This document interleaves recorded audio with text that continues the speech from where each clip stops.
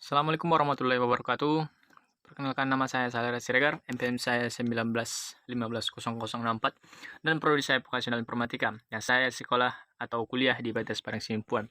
Di sini saya akan mencoba menjelaskan beberapa bagian-bagian mengenai sistem operasi. Sebelum kita masuk pokok pembahasan ke sistem operasi, kita harus mengetahui dari mana asal muasal kata sistem ini. Sistem berasal dari bahasa Latin atau sistema dan bahasa Yunani sistema adalah suatu kesatuan yang terdiri atas komponen atau elemen yang dihubungkan bersama untuk memudahkan aliran informasi, materi, atau energi untuk mencapai suatu tujuan. Dan istilah ini sering digunakan untuk menggambarkan suatu set entitas yang berinteraksi di mana suatu model matematika seringkali biasa dibuat. Oke, kita lanjut. Kita langsung ke pengertian sistem operasi atau operating system. Sistem operasi adalah perangkat lunak, sistem yang mengatur sumber daya perangkat keras atau hardware, dan software atau perangkat lunak, serta sebagai juri atau daemon untuk program komputer. Tanpa sistem operasi, penggunaan tidak dapat menjalankan program aplikasi pada komputer mereka, kecuali program booting. Sistem operasi mempunyai penjadwalan yang sistematis, mencakup perhitungan penggunaan memori, pemrosesan data, penyimpanan data, dan sumber daya lainnya. Contoh sistem operasi modern adalah Linux, Android, iOS, Mac OS X, dan Microsoft Windows. Oke, kita lanjut. Komponen manajemen utama pada sistem operasi. Yang pertama yaitu manajemen proses. Manajemen proses ini merupakan proses yang dilakukan atau yang sedang berjalan, misal membuka aplikasi Microsoft Word, Adobe Premiere, dan lain-lain. Dan pada saat dilakukan, maka proses mengerjakan dalam waktu yang bersamaan. Tapi, kenapa tidak terjadi tabrakan data pada dilakukan secara bersamaan? Karena di sini sistem operasi bekerja di mana sebagai pengelola kerja prosesor, sehingga tidak mengakibatkan terjadinya tabrakan data. Yang kedua, manajemen memori utama. Manajemen memori utama maksudnya di sini tempat sementara data atau informasi kemudian diteruskan ke prosesor supaya tidak menjadi tabrakan data. Nah, di sini sistem operasi juga bertanggung jawab pada aktivitas yang berkaitan dengan memori, seperti bisa memilih program yang hendak dialog ke dalam memori, bisa mengalokasikan ruang memorinya sesuai kebutuhan, dan bisa menjadi dari memori ketika sedang digunakan. Yang ketiga, manajemen file.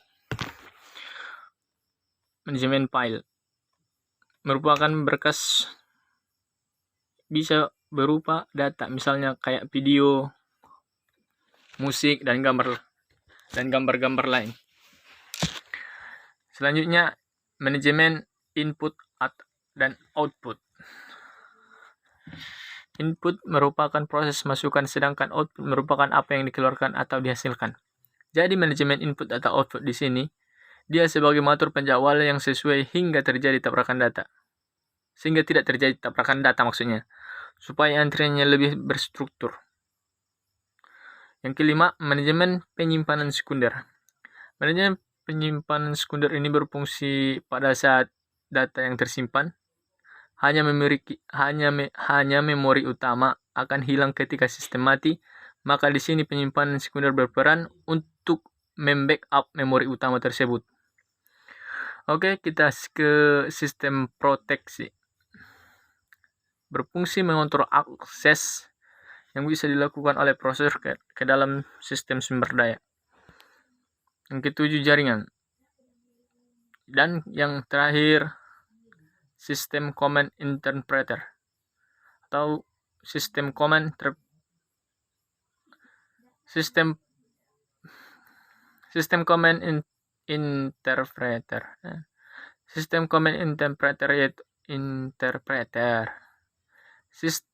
interpreter yaitu sistem program yang hanya membaca dan menerjemahkan pernyataan kontrol. Sering dilakukan pada Windows dan Unix. Oke, kita lanjut. Mengenai perkembangan sistem operasi. Kita bersyukur pada generasi sekarang kita sudah menikmati kecanggihannya tanpa harus bersusah payah mendapatkan sistem operasi. Di sini pas pada waktu generasi awal, yaitu pada tahun 1945 sampai dengan 1955, generasi pertama merupakan awal perkembangan sistem komputasi elektronik sebagai pengganti sistem komputasi mekanik. Hal itu disebabkan kecepatan manusia menghitung terbatas. Selain itu, manusia sangat mudah untuk membuat kecerobohan. Pada saat itu, sistem operasi masih sangat buruk, belum sebagus-bagus yang sekarang.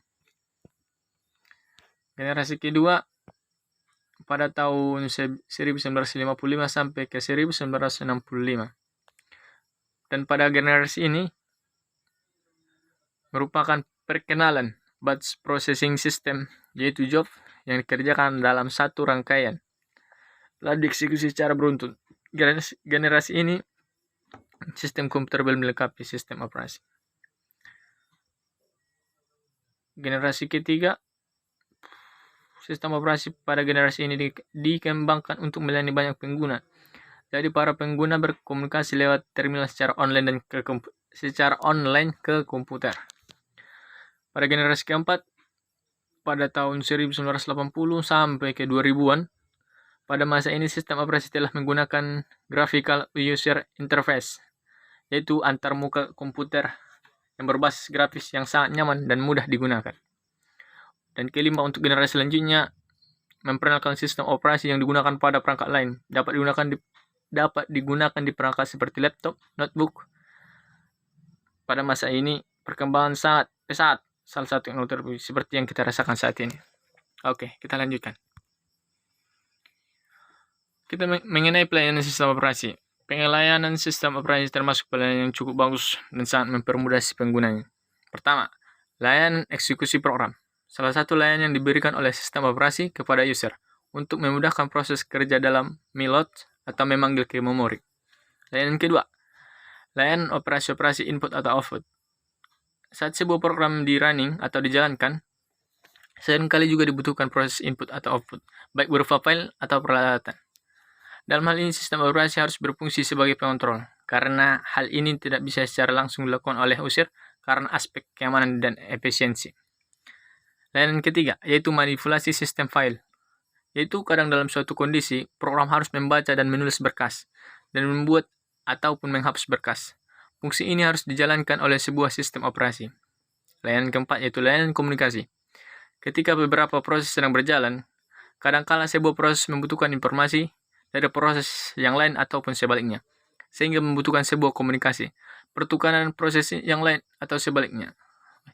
Pertukaran informasi dapat dilakukan oleh beberapa proses dalam suatu komputer atau bisa juga dengan komputer yang berbeda yang terhubung melalui sistem jaringan. Dan yang terakhir, layanan mendeteksi kesalahan. Oke, kita lanjutkan. Hubungan komputer dengan user. Sistem operasi berfungsi untuk mengatur dan mengawasi penggunaan perangkat keras oleh program-program, aplikasi serta para pengguna. Komputer digunakan untuk melakukan suatu proses yang dikehendaki user. Dan ketika komputer diaktifkan, program yang disebut BIOS atau Basic Input Output System akan dijalankan. BIOS merupakan bagian dari sistem software yang sangat penting dan levelnya lebih rendah dari operating system. Artinya software ini berinteraksi lebih dekat lagi dengan sistem hardware. BIOS berperan sebagai perantara atau interface atau antarmuka. Oke, kita lanjutkan. Jenis-jenis sistem operasi. Jenis sistem operasi terdapat 5 jenis. Yang pertama, sistem operasi BIOS. Yang kedua, sistem operasi Windows. Yang ketiga, sistem operasi Linux.